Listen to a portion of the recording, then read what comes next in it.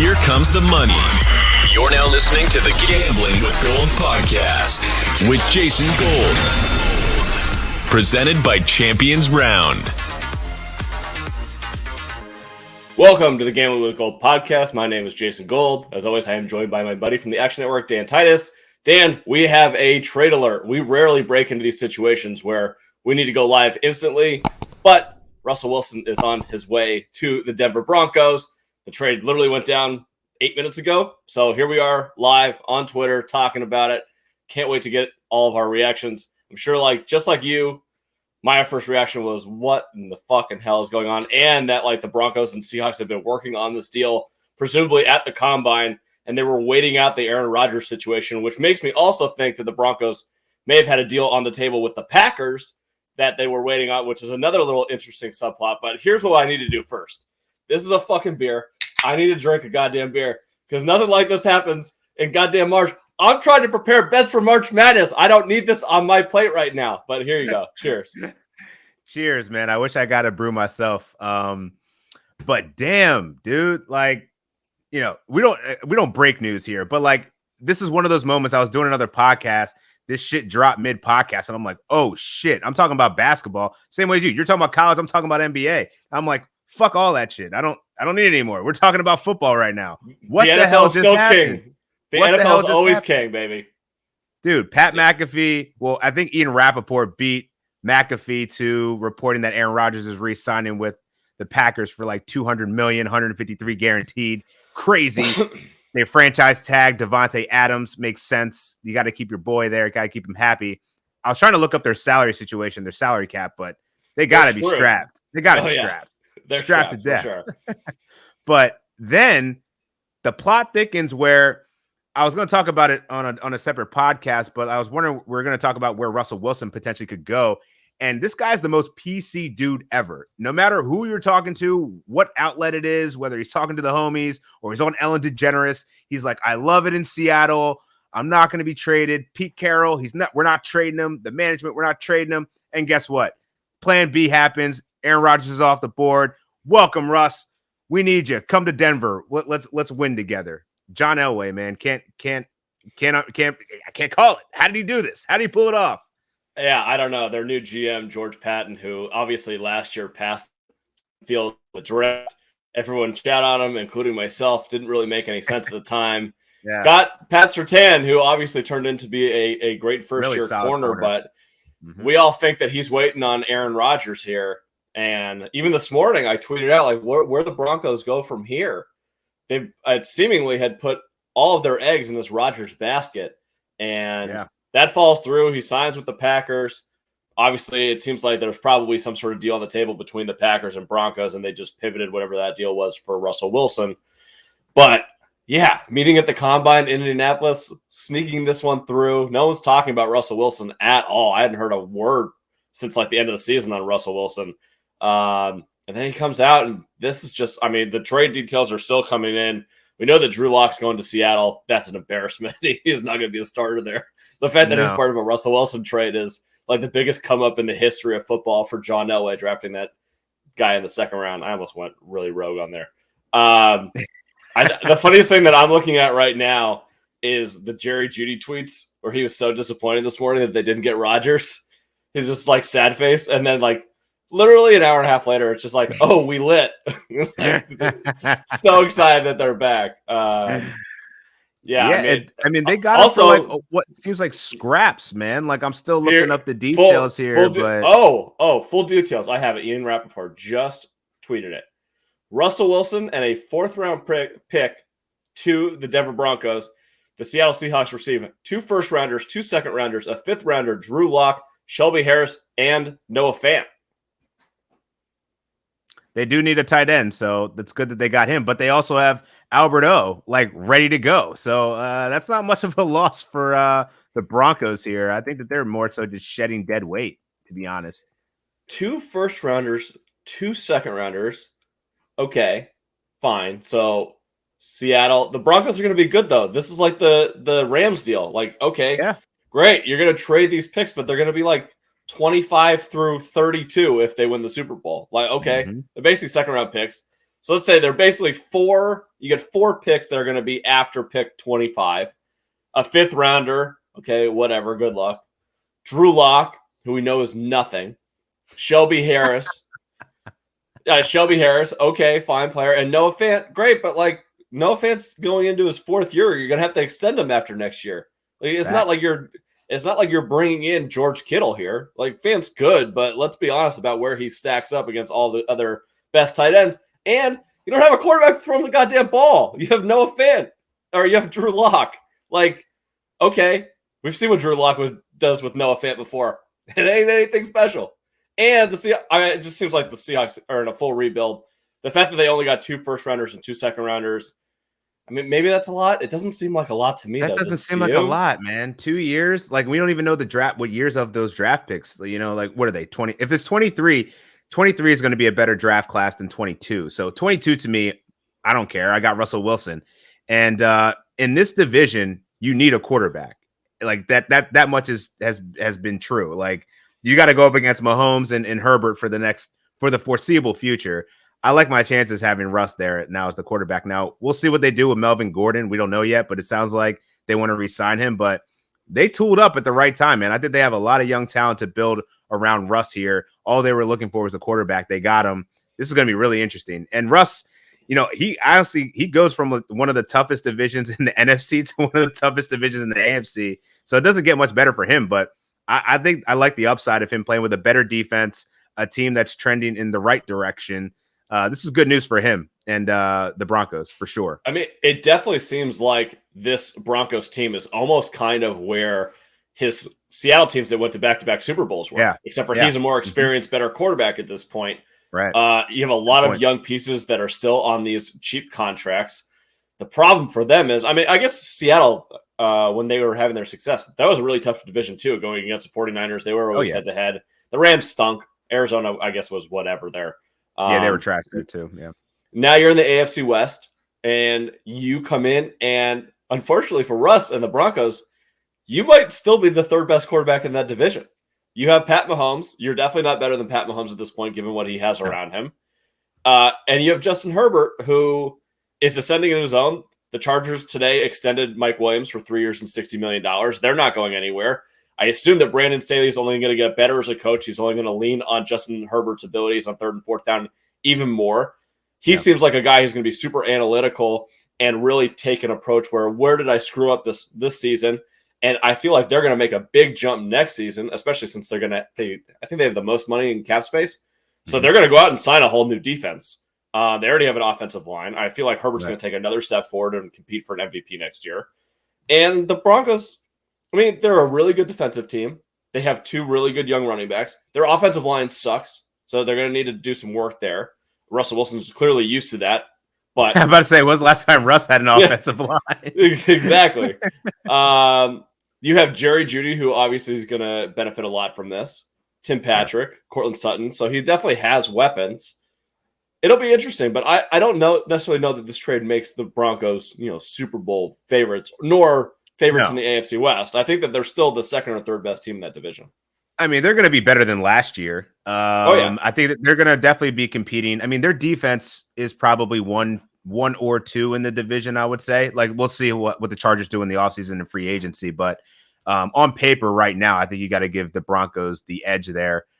And I think this is a great move for the Broncos. I just don't know. It's going to be a battle for that division. So I agree with you. I'm not making them a favorite by any means. But I do think that their roster construction is actually pretty damn solid.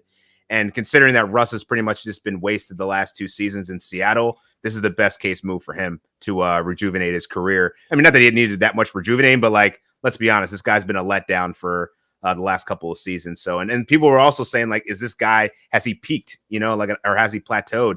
And I think this is the type of thing that can spark a career here. So who knows? Maybe he'll go out like Peyton Manning and get another ring before he goes down. But it's definitely going to be hard, tough sledding in a tough division. So I'm going to guess here that the 2 first-round picks and the 2 second-round picks are in the next 2 years. The Broncos, I don't know exactly where they were in the draft this year. Probably middle of the pack, right? Probably like a 16, 17, something like that. Well, they finished 8 and 9. 8, 9, or 7 and 10. I forgot. I I know that I want to bet on their under. So they had the 9th pick in the draft. They finished 7 and 10. So top 10 pick there. So top 10 pick makes that a little bit more interesting. They also have, I'm assuming that the 2nd round pick is also going to go to them. Remember, Seattle doesn't have a 1st round pick this year. They conveyed it to the Jets in the trade for Jamal Adams. Right. So good point. It's not like they have 2 draft picks here. So they'll get a 1st rounder. They get 9th overall. They'll get 41 overall. I mean, at 9, are you expecting Seattle to take a quarterback here? Like a Malik Willis? Does that now pop in? Where we thought the Broncos maybe? Yeah, I mean, unless they try to make a move. It could be a Deshaun Watson situation. I don't know. Maybe I don't know how many quarterbacks you really have out there from a veteran standpoint that you could probably grab in a deal. What's Derek Carr's situation? Is he up for free agency? He's gonna get an extension, so he's not a free agent. I could see, honestly, like this is a perfect spot for Mariota. Just go in there, replace him, be the starter for a year, draft someone like Malik Willis. Like that's a really good situation. Pacific Northwest. I assume that's probably a really good place for him. That'll be interesting, but Seattle, I mean, I would start. It depends. If you're going to try and draft a young quarterback, you probably keep your roster together. If you don't, and you say that this is going to be a rebuild, then what do you do here? It's got to be a rebuild, right? Like, I mean, outside of Jamal Adams, Bobby Wagner's pretty old now. Chris Carson, we don't even know what we're going to see out of him. He's got neck issues that are really bad. They got to go rebuild, right? I would assume so. So that means, if this Russell Wilson trade is the first domino here, what do they do now? Do you trade Jamal Adams and try to recruit some picks there? Do you trade a Tyler Lockett? I assume that you don't trade a DK because he's still really cheap and it's hard to find guys that are as talented as him. But Lockett seems like a guy, maybe you go out and get a 3rd round pick for him, 2nd round pick for him. That makes a lot of sense. Definitely some of those, you just said Wagner, like aging, expensive guys that you can probably get a 2nd or 3rd round pick for. Seems like that's probably the direction that they should go here. Try to recruit some picks here. Yeah, that would make sense. Keep DK. He's the probably the franchise piece you build around. Draft a QB, maybe sign a veteran like a Mariota. He won't be overly expensive. And you just rock it with that. Maybe you can trade some draft capital or get some draft capital for a guy like Jamal Adams. But for what they mortgaged for him, I think that might be tough to get off the books. But he's definitely going to be in high demand. I love how Albert O is now like the fantasy. Like everyone's going to try and buy him in fantasy. 100%. It's very funny. Where do you think this sets the market for the rest of the guys out there? So obviously Rodgers back in Green Bay. We have Denver situation's now solved. Deshaun Watson, Houston's wanted 3 first-round picks for him forever. Now you have the number 9 pick, a pick next year, 41 overall, and a 2nd next year. What do you think that does? So Deshaun is obviously dealing with all of his cases, so we got to assume that all of that gets cleared up. But assuming that does, he's 27, 28, something like that. He signed the deal. He's got 2 more years on that deal where he's making very reasonable money for a great starting quarterback. Definitely. Do you think that they can get 3 first-round picks for him? And do you think like a team like Carolina is just like, screw it, I'm all in on getting my franchise quarterback now? Yeah, I think that there's going to be a few teams that are going to probably have to either pony up the 3 picks or they'll do some combination of, veteran assets with a couple of picks similar to what the Broncos just pulled off with Russ. I think the Steelers definitely need a quarterback because their defense is too good. They have a really good running back. They got to spend their draft capital, what they do have on an offensive line. So they're in dire need for a quarterback. I don't see Tomlin just going into this rebuild mode. He's not a rebuild mode type of coach. You're right. The Carolina Panthers, they pretty much got Darnold for what, I guess whatever the market was for Sam Darnold. So they gotta be ready to spend now because, your window for CMC is closing fast. DJ Moore is probably 1 season away, probably half a season away from demanding to be out just because he doesn't get the ball enough. So Yeah, I think that those are probably the most interesting teams right now that need a quarterback. You know, the Dolphins were always in the mix for Watson, but now they've pretty much squashed that, saying that Tua is the guy of the future. So those are the two teams that I'm really interested in. And then you also have San Francisco. Let's not forget about them. Jimmy Garoppolo is also a trade piece. Don't know if Shanahan's totally bought in on Trey Lance yet. You would think that, you know, having him watch Garoppolo for half of the season, maybe that helped, but I don't know. I think anytime you have the chance to get a talent like Deshaun Watson out there for several picks, I'll take the risk, man. Like, picks are overrated. Did the Rams just not prove that? Like, I don't know. I think it's worth mortgaging your future if you have a good enough team that you're only a couple pieces away from like a Super Bowl or playoff contending team. So we already know the Niners, they're good enough. You just need a better quarterback. So I think you got to spend up. The 49ers also just trade away all of their first round picks to go get Trey Lance, though. So I don't know necessarily that they're going to have more of a trade. You know, we talked about a couple days ago where Washington had made inquiries into Russell Wilson. That kind of flew by during the combine. Yeah. But obviously, Russell Wilson had a no trade clause. So I'm guessing that Washington probably put an offer that was probably comparable to this, to be honest with you. And I think it was more. No. They said that they had like, I think it was like 4 or 5 picks. They said that they offered them. So they were ready to risk it all. Russ is just like, nah. And he's from that area, I believe. He's from Virginia. Yeah, he's from Richmond. Yeah, okay. He's like, nah, I'm never going back. I don't. Dude, I went into the trenches looking in to see where Russ's destination was, because like the Broncos, I think, were like 3rd or 4th on the odds list, the last one that I saw.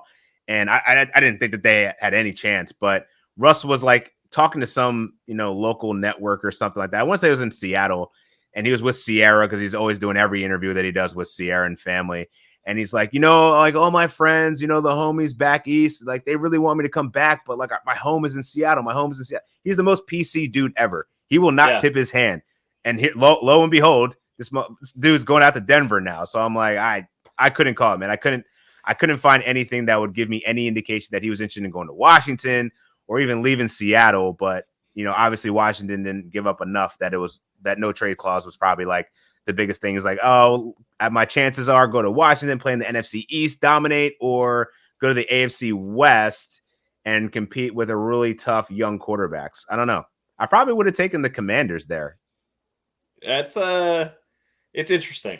Commanders definitely have an interesting position right now as well. I mean, they're one of, I'm counting off the top of my head, 4 teams really that should be in this quarterback market. Probably for Deshaun, whatever random free agents come up, and then you know, whatever the draft class is going to be. You got Pittsburgh, New Orleans, Carolina, and Washington. New Orleans strike me as the teams that are going to be aggressive. New Orleans less so because they're so cash strapped.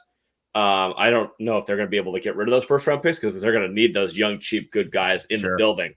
But Washington, Carolina, and Pittsburgh specifically, I'm actually surprised that they didn't just throw the boat at Russell Wilson. And I don't know if he wanted to go to for that too, man. Like, but he probably just doesn't want to. I don't know. Maybe he doesn't want to play in Pittsburgh. Like, I don't know. The weather's not that much different. Is it? I mean, it's a little bit colder, I guess, but I don't know. I mean, Denver's a much nicer city than Pittsburgh is. Sorry, Pittsburgh. Right.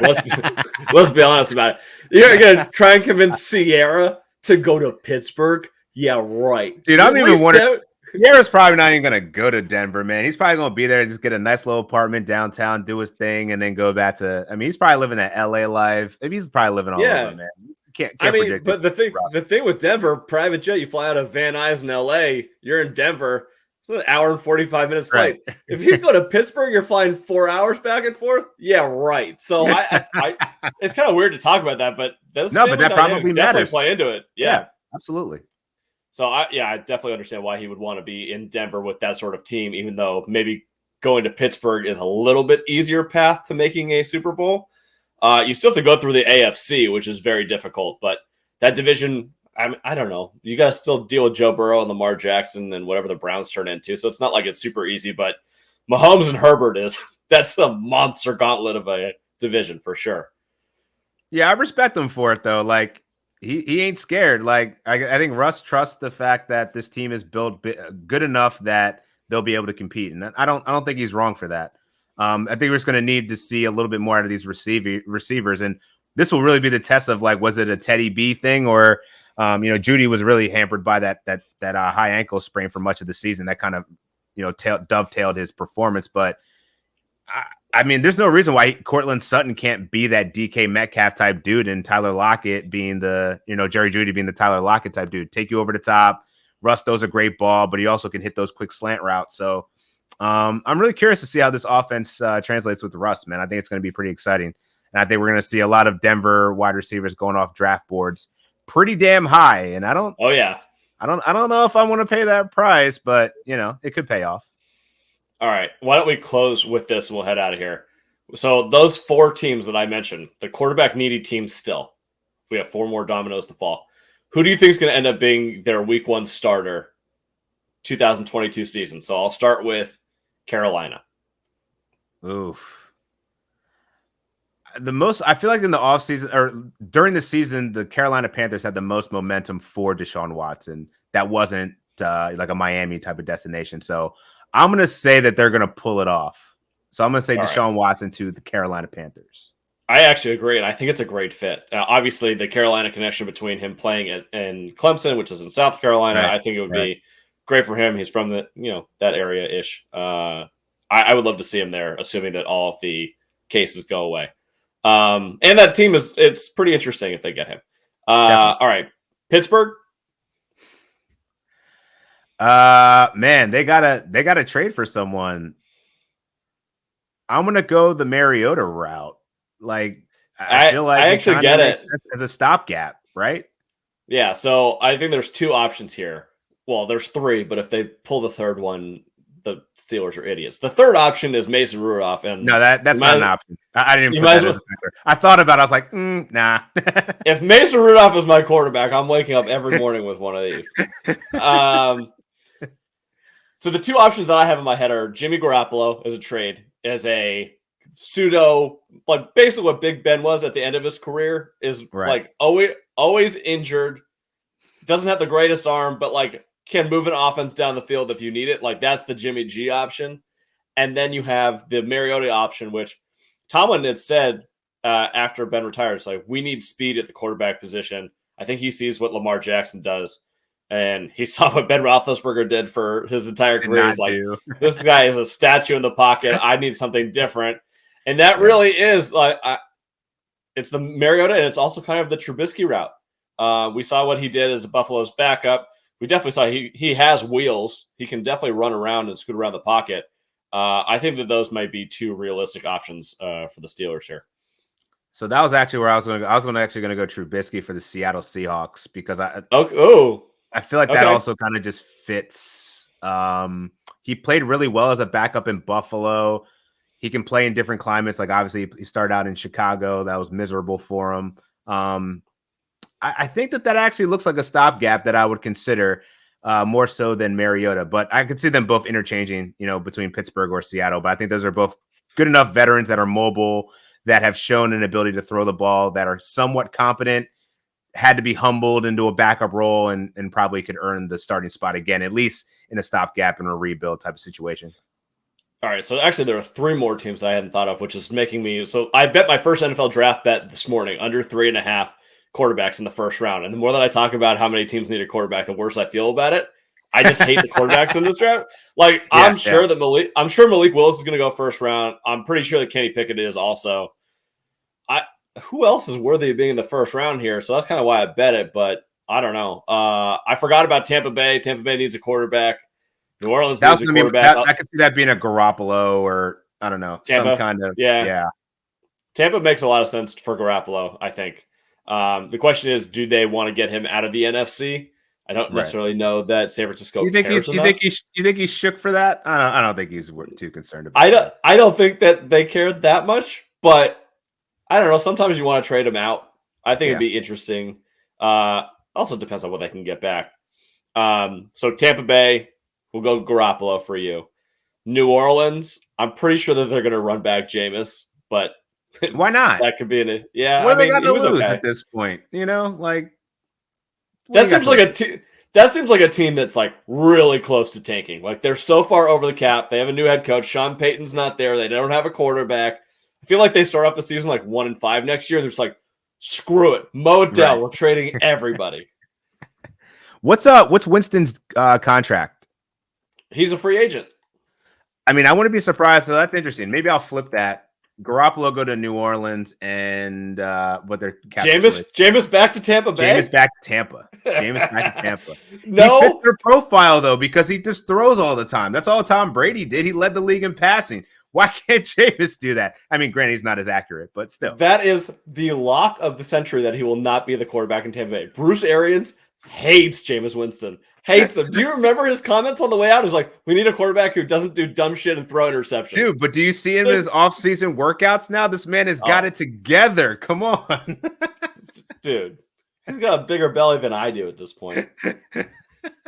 All right, last team on the board is Washington. I have no idea where they're going to go. It seems like a Trubisky destination. It's not Taylor Heineke. I think we know that. Yeah. I don't. That's going to be tough, man. I don't know what the Commanders are going to do. Ron Rivera's getting older. Antonio Gibson, like, is he that three? It doesn't look like he's a 3-down workhorse back like everyone thought he was going to be. Terry McLaurin, F1, is definitely a dude. So, like, if you got a quarterback that's interested in playing with a young, dynamic, ascending wide receiver, I think you definitely have it. And even there, Logan Thomas, like, he's straight. I mean, their offense is straight. And then you got a decent defensive line. Very good. Chase Young is awesome. Got hurt at the end of the season, but still. This team isn't bad. And we know the NFC East is wide open. So, yeah, it's not a bad destination for any quarterback. And hopefully, Snyder's not really calling the shots anymore. Hopefully, he'll be out of there soon enough. They can get the culture thing figured out because maybe that's one of the reasons that people didn't want to go there in the first place. But, yeah, we'll see. All right. That does it for Gambling with Gold, the Russell Wilson trade reaction podcast. We will be back. Shocked. We'll be back on Thursday with NBA and March Madness locks. All of the locks. Shocks and locks. New name of the podcast. We did it. That means we got to do shots. That means we got to do shots on the pod now. Ooh, you're setting it up, man. A little 10:30 a.m. Thursday shots. Never heard anyone, baby. All right. My employer's not watching right now. I don't know what he's talking about. Until Thursday, good luck with your bets, and we'll talk to you soon. See you. Yes, sir.